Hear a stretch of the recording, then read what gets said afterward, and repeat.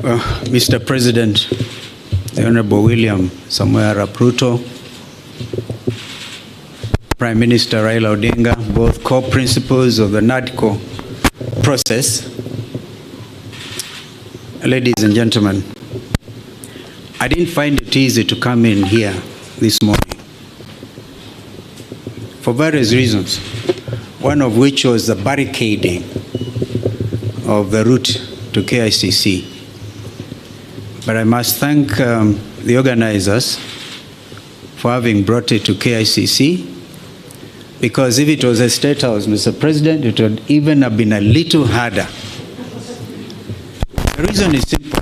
Our country is at a crossroads.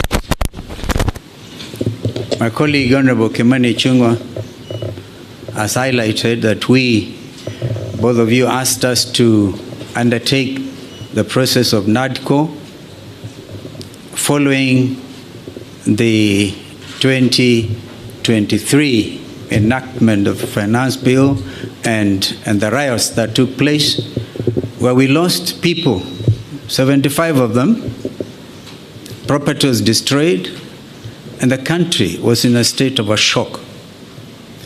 We undertook that responsibility with gusto, and we are very open-minded.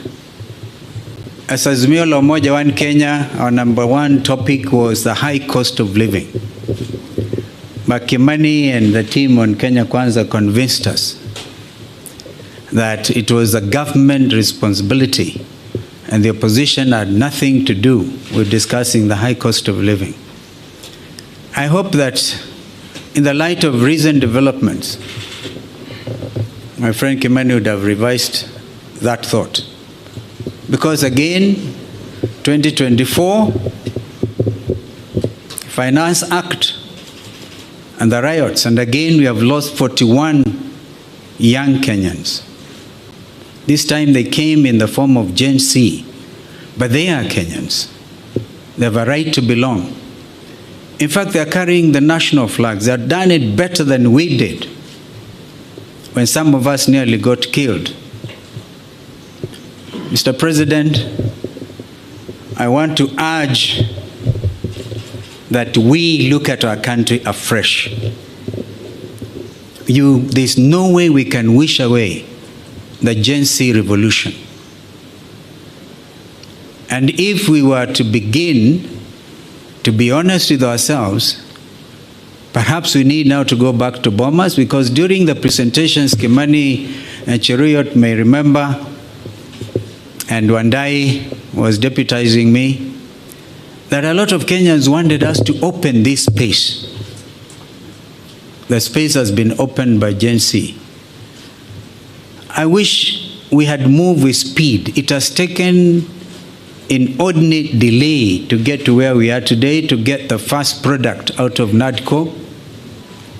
And I'm not so sure, my friend Kimani, whether it is expected of us to even fast track the other 8. They have to be juxtaposed by the reality of the country and this new revolt.